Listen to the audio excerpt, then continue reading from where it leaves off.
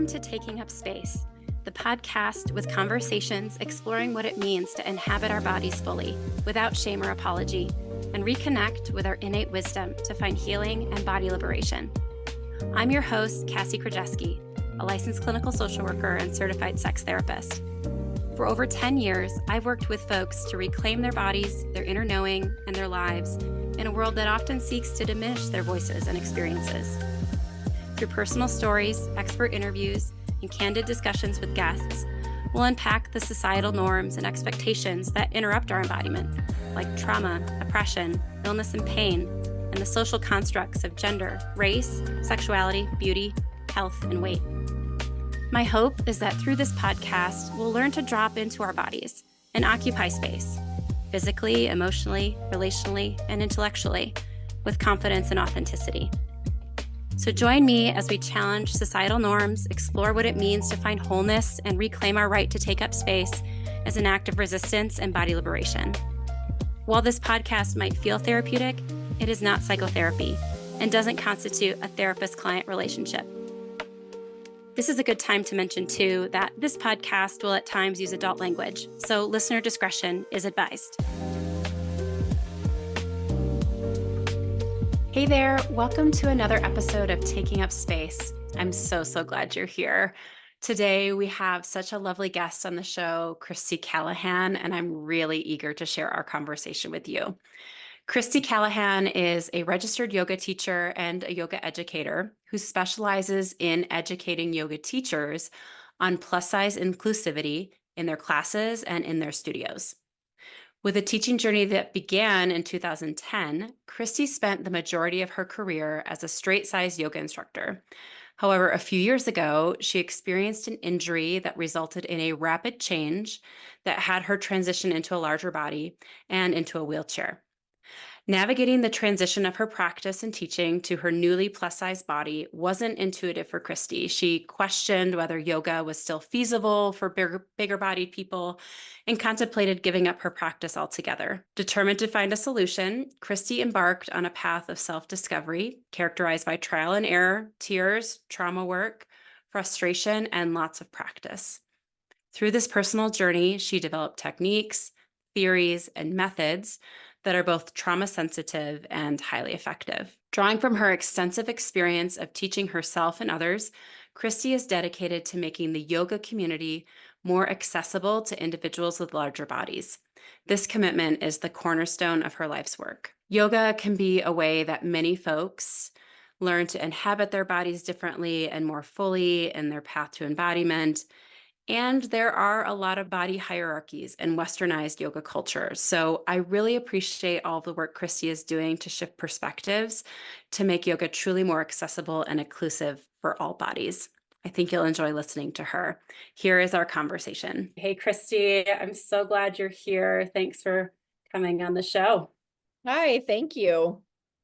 Well, I'd love if you could just share what it is you do, who you are, some of the work that you're passionate about. Okay. My name is Christy Calahan, and I am a yoga teacher. I've been teaching yoga for about 14 years on and off. And in the last, I don't know, maybe 5-6 years, I got injured and put on a significant amount of weight.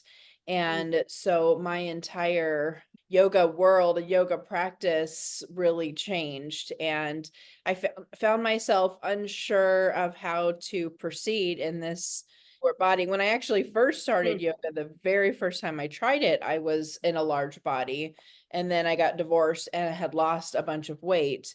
And so then I tried yoga and had a totally different experience and a much more, a slender, more slender, I should say. I was never tiny, athletic body. And then again, gaining weight and then trying to, again, now figure out how yoga works. Because I had written it off the first time I tried it as yoga isn't for big bodies and just thought never again. And so coming back to it, now I'd had all these years of practice and loved it.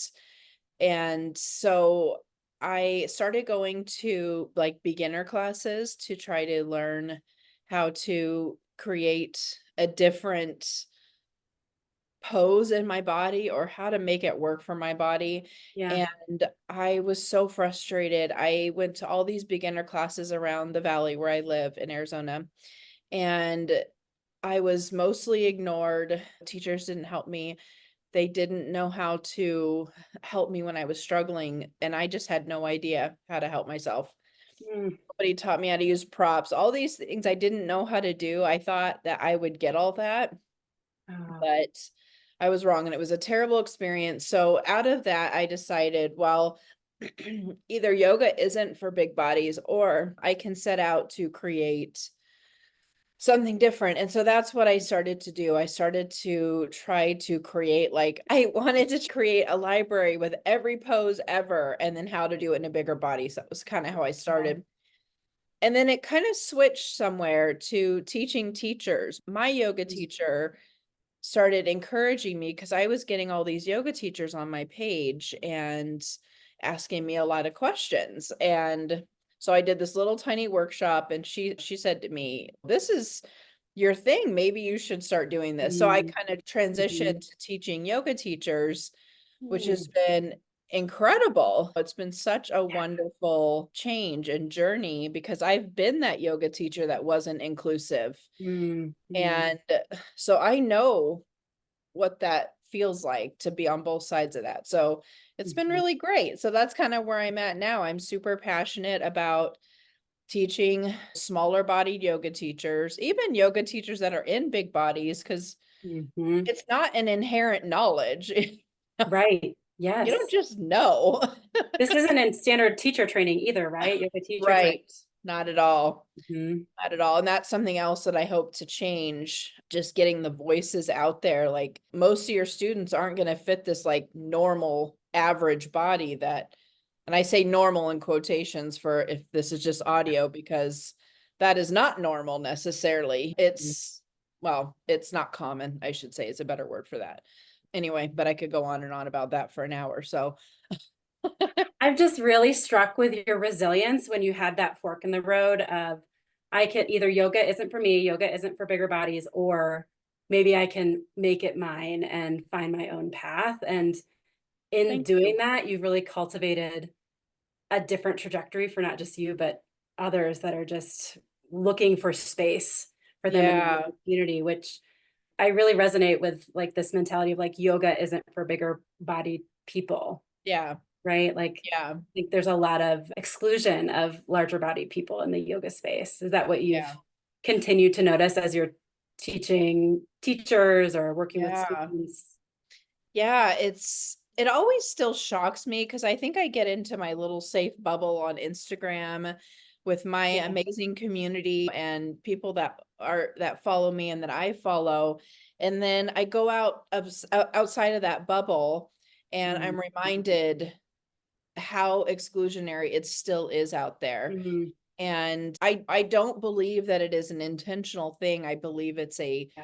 an ignorance of Yeah. what a bigger body goes through. And Mm. by not having bigger bodies in classes and more representation, studios still aren't getting the bigger bodied students because they Mhm. don't feel great. So most of them are Right. online, I think. Mhm. And Mhm. I've taken trainings, that were an accessible style training, and Mhm. still been left out, either because I'm also in a wheelchair. That just happened 2.5 years ago with Mm. a neurological condition.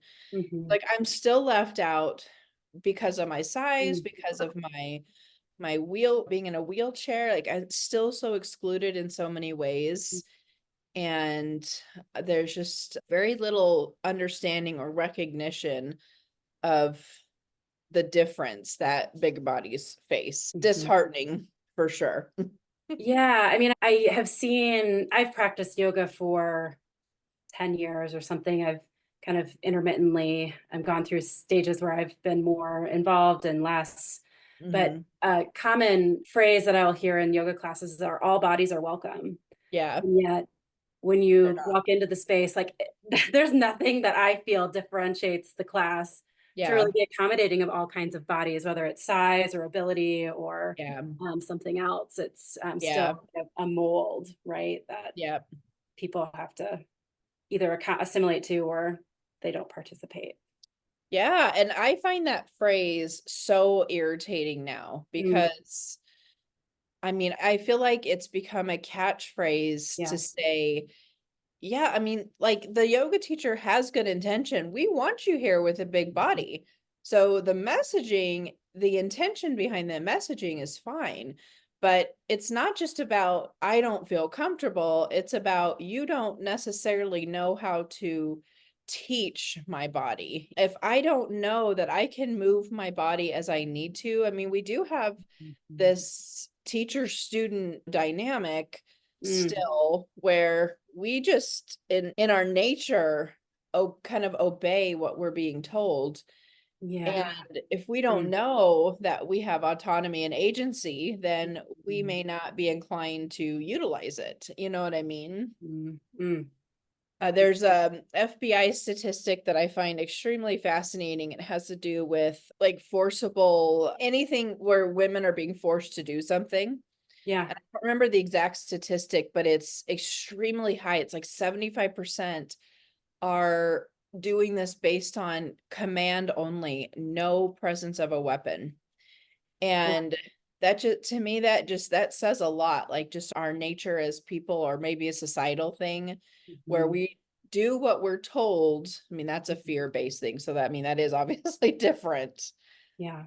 But it just kind of, I think it goes to speak to our nature of this created hierarchy. And so I feel like yoga teachers, if you don't know what to do, if you don't know how to fix it, at least give agency, allow agency, remind the students of it so Mhm. they can take care of themselves in the best way they know how to. Mhm. Yeah, I love that reframe of empowerment versus like dictating or like Yeah. compliance-based yoga, like really breaking down that hierarchy to invite choice and autonomy and agency. I wonder, could you share a little bit more about how you see specifically folks in larger bodies or different abilities being excluded from yoga spaces, like in a really practical way? Like what Yeah. happens there? Sorry. Well, I think it happens in several different ways. And it can start with something as simple as advertising.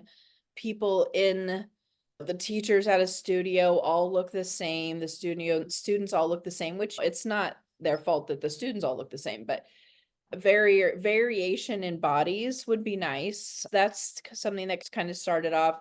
If the advertisement is all slim white bodies, Mhm, slim white women, again, it's just kind of reiterating like, oh, this isn't for me. Then you mhm, go into the studio and now you've got clothing that rarely goes above a size a large or an extra large. So that sends a message. mhm. And then going into the class itself, just a lack of inclusivity in ranges of the bodies that can be present. So, like, Yeah, one common thing that is taught constantly and that has rarely anybody says anything about it is like connecting your hands behind your back. Even just yeah, connecting them low can be really hard in a larger body. But I think most people feel like, or a lot of teachers think, well, it's just a given. Of course you can grab your hands, the you know? assumption. Mhm, Yeah.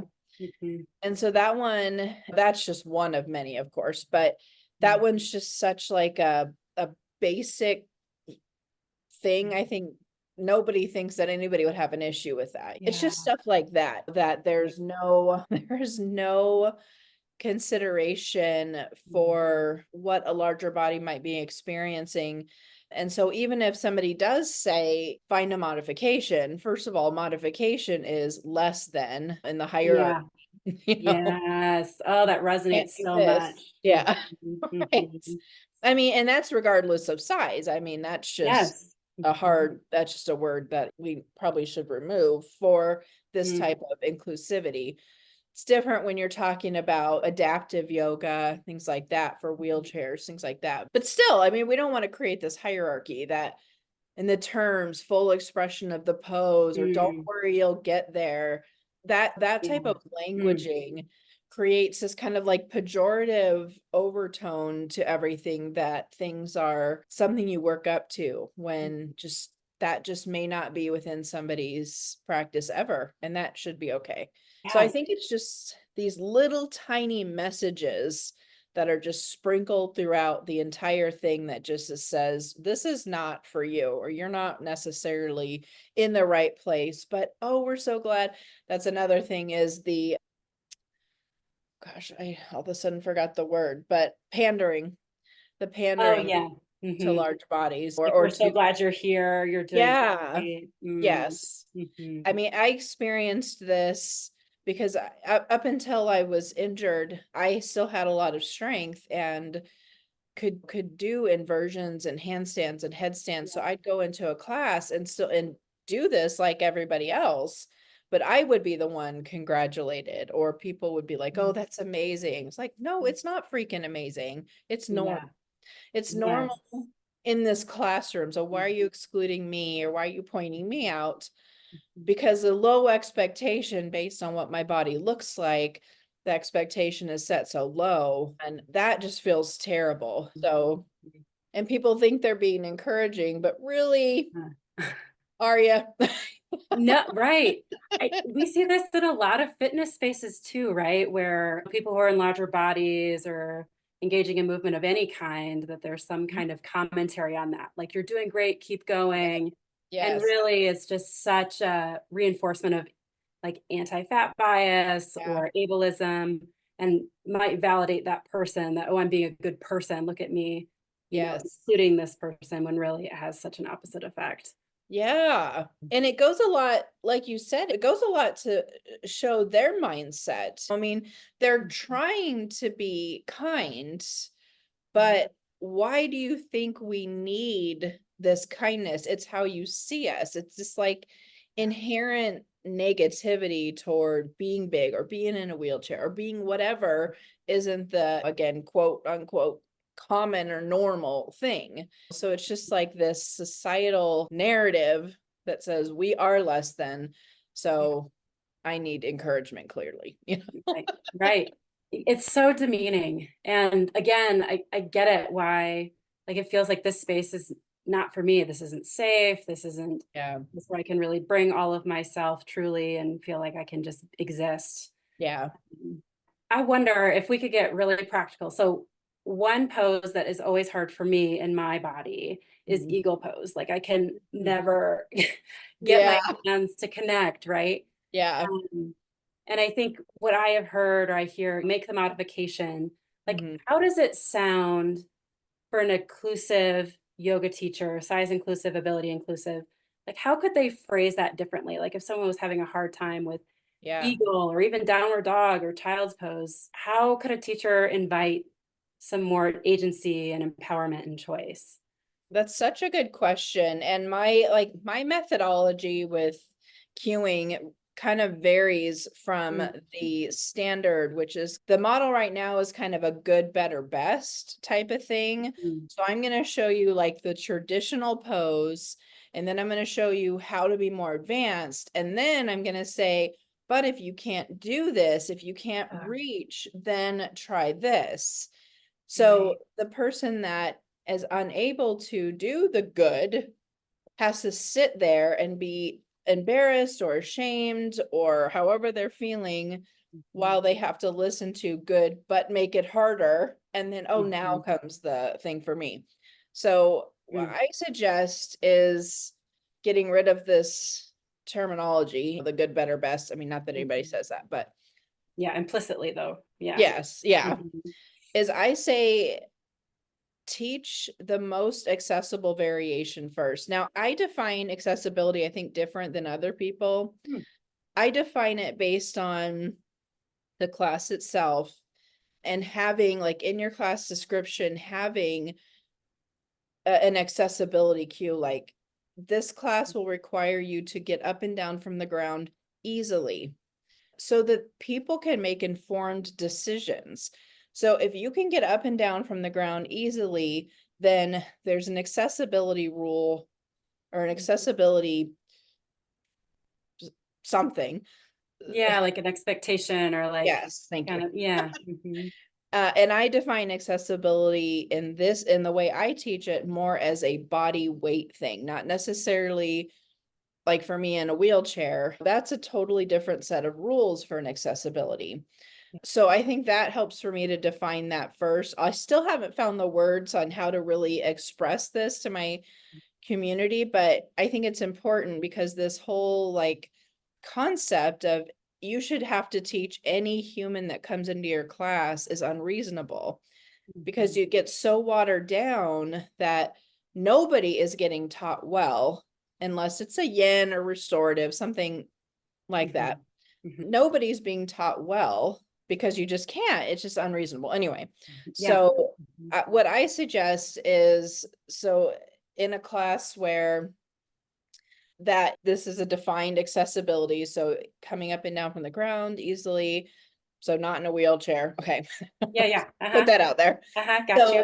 So I would say to teach a more accessible variation first. So say eagle arms, for instance, I would cue to bring the hands together, and then I would cue from there. So bring your hands together. If you want more, bring the elbows together, or you can wrap your shoulders, or you can intertwine the hands.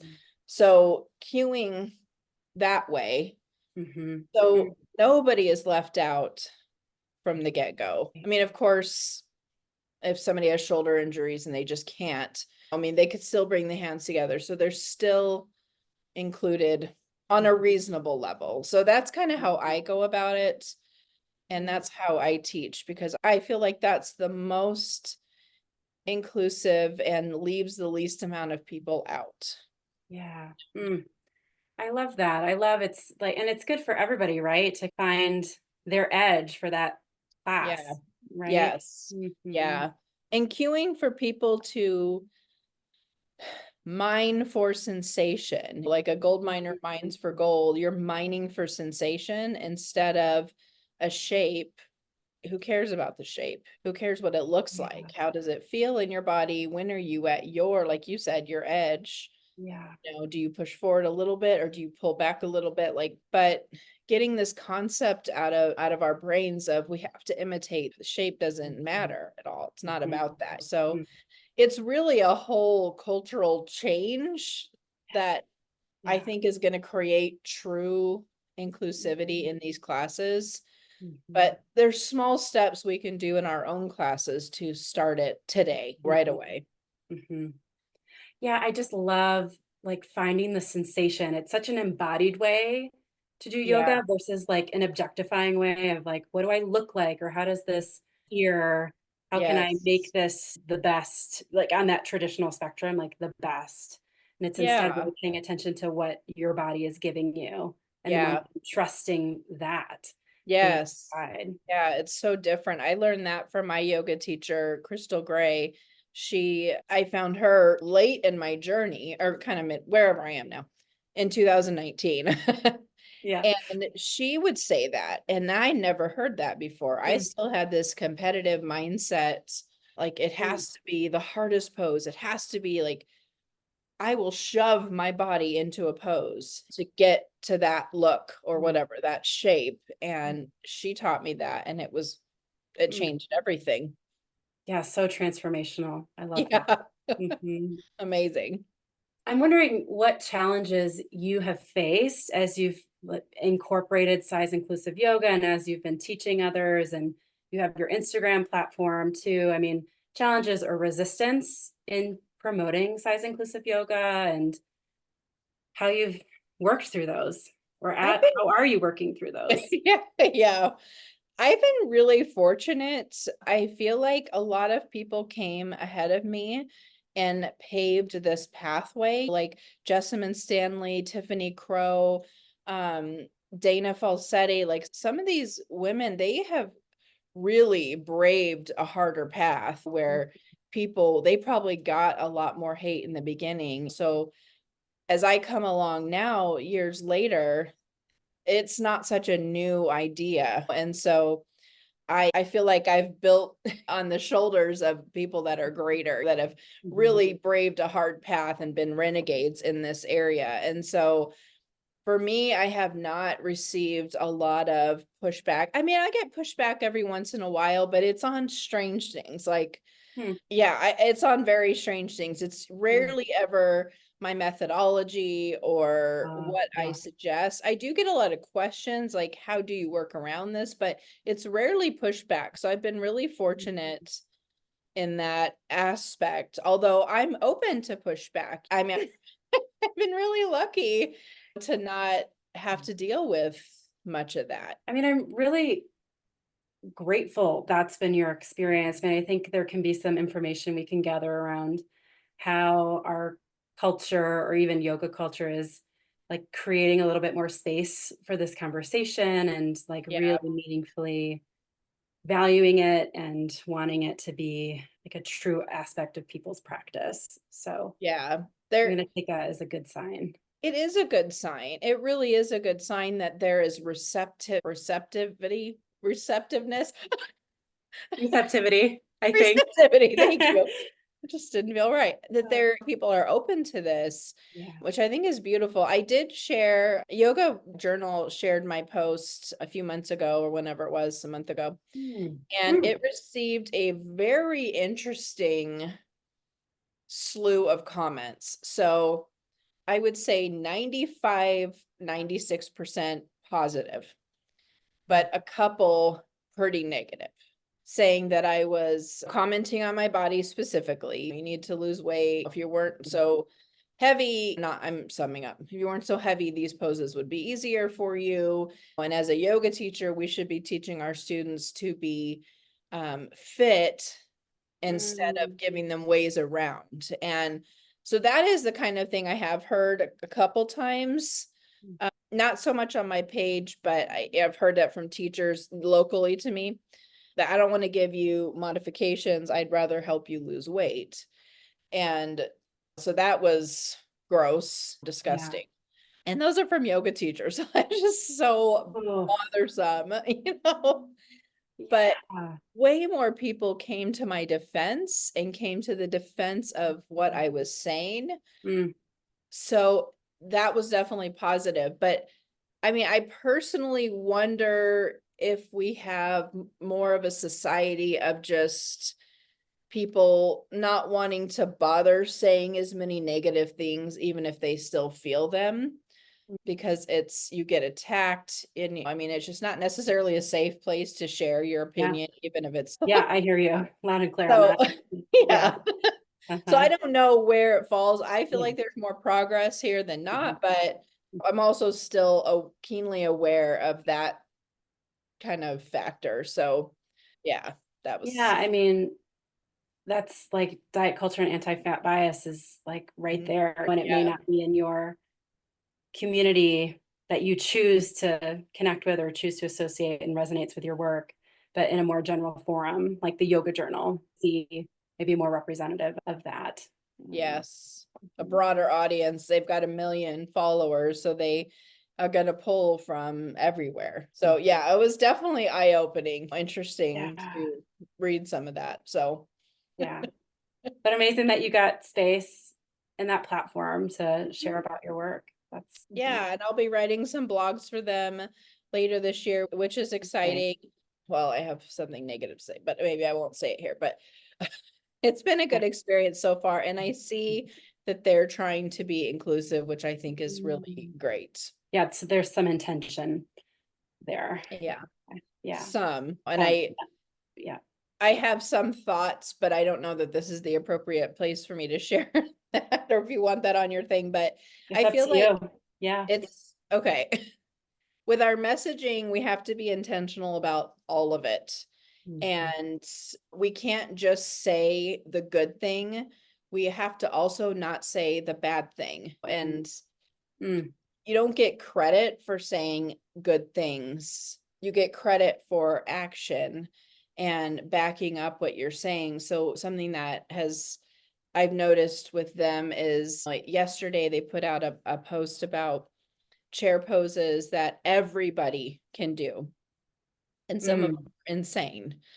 And Mm. certainly not everybody. So Right. anybody in a wheelchair is excluded for most of these because they're off the side of the chair. They're all these crazy things. Anybody in a big body or with injuries, even a medium-sized body couldn't do a lot of these poses the way they had shown.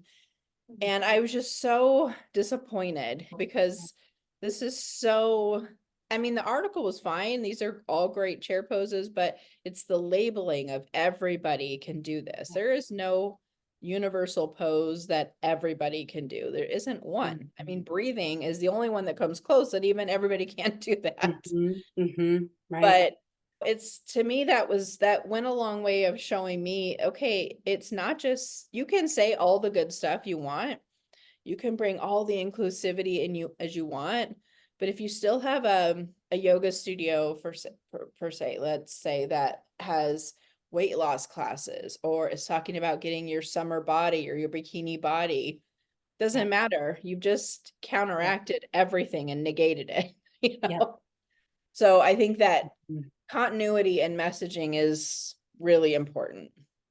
So glad you're naming this. I mean, I have been thinking about this a lot, how in fitness spaces, wellness spaces, health spaces, they can co-opt this language that we have around Yeah.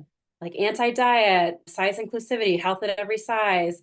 And so Mhm. they co-opt the language and use it. So it Yeah, can breed like familiarity and like some buy-in, and yet like it's not embodied. It's like all right. these other ways in which there's not space for Yeah, this. And yeah, I think it's really going to embody the work, is what you're saying, of like, can we yeah, really embrace this fully versus right. aspects of this? Yeah.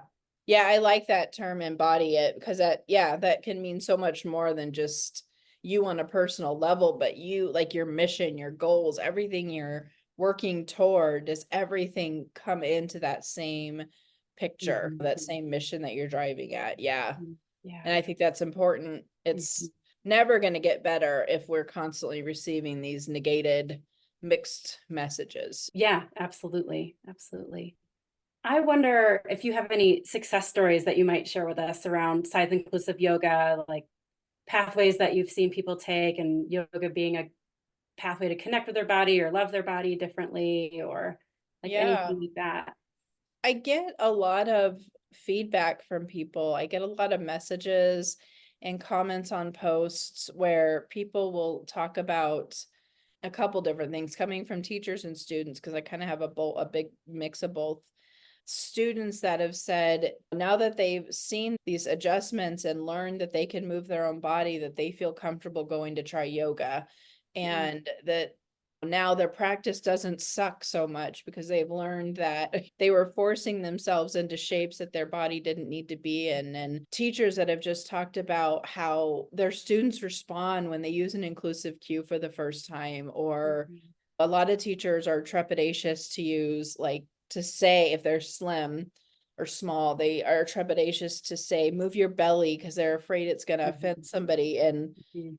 then I tell them, they know they have a belly. Like, Yeah. you don't go up to them directly Okay. and say, hey, move your belly, but like, you Yeah. use it as your cue from the beginning. And how their students have responded when they finally got the nerve up to say it, how their students responded, and with lighthearted laughter and joy and whatever. And that just, like, for me, I just can't think of a better, more rewarding you know, thing to hear. These things just, oh, they are so rewarding. It's an amazing impact that you have, Christy. Thank It's you. just so cool. One final question for you as we round out this episode is, how do you incorporate taking up space into yoga for yourself? Like, what does that mean to you? Oh, I don't know. It's a good question. I don't know what that means to me right now. I'm trying to think of it in the space of my home, and because that's where I practice. Yeah. One thing I've started doing is I don't confine myself to my yoga mat. Like, I don't try to stay on my yoga mat. I let myself spread as much as I need to do. I use as many props as I need or as I want. I use a ballet bar since it's easier for me to stand up holding that. But Mhm. so I don't know if that really comes under the category of taking up space, but for me For to sure. Okay, good. Yes. Not feel like I have to fall into that old category of how my body used to be Yes. and accept it as it is right now. And not just accept it, but appreciate it, enjoy it, and give it the most I can. So I guess that's kind of the way I embody it myself. Yeah, I have this weird wheelchair. It's a transport wheelchair, and so it has open sides, and my thighs literally stick out the side of it. And I mean, it is not a look that I necessarily feel comfortable presenting into the world, but I've learned to, even if I don't love how my body looks, that it doesn't matter. I don't like, I'm not going to worry about going out into the world. This is my body. If you don't like it, who cares? So that's something I've had to really take, because sitting down is like the least, I don't like to use the word flattering, but just using our mentality as a people, our least flattering position is sitting down. And I've just had to be fine with it. And it's created a lot of internal acceptance, which has been a really beautiful thing. And so it's been, for me, that's been really healing to stop this like fight with this body. Yeah. Yeah. Like really partnering with your body as is. Yeah. Because I experienced so much hate for my body for so many years. And I used to punch myself in the stomach because I just would be so frustrated and I hated my body so much. So, and this idea that we have that we always have to try to look slim and that we have to find clothes that are flattering, and Right. it it's so hard to break those things in our brain. And so I think this has forced me to break it, because there is nothing making me look thin, you know? And Yeah. it's so nice to not care. It's like I can look put together and nice and feel good without trying to look as a like a different person, like a slim person. And it's just such a freedom in that. So I think that's like Liberating. huge benefit. Oh, it's incredible. Thank you so much for sharing that. And that's, yeah, it's a reclamation of your Yeah. space. It's so Yes. beautiful. I love that. Mm. Well, this has been such a lovely conversation, Christy. Thank Yeah. you. How can listeners find you, learn more about your work? I'm mostly on Instagram right now, and my handle is size inclusive yoga. Yes, size inclusive yoga. And that's the easiest place to find me as of right now. Amazing. Thanks again, Christy. Thank you. Thank you for listening to Taking Up Space. I hope you enjoyed today's episode and found it to be a resource for you in your own embodiment, healing, and body liberation journey. I hope you can continue the conversation with me over on social media by sharing your thoughts, offering your ideas and suggestions for future episodes, or just connecting. You can find me on Instagram at Inner Atlas Therapy. If you liked this episode and want to support the show, please subscribe, rate, and review the show in your preferred podcast platform. And share this episode with a friend. This ensures that more people can find the pod and will amplify our message of body liberation for all. If you haven't checked it out yet, I have a free Taking Up Space workbook available. This workbook will have you engage in self-reflection and embodied practices as you navigate your own journey of taking up space. You can find this free resource on my website, inneratlastherapy.com. I'll also link in the show notes some additional resources I've developed in my online shop to help you deepen into your own embodiment, healing, and body liberation work. Thanks again for being here. And until next time, I hope you join me in the resistance and find some ways to take up space this week. I'll see you next time.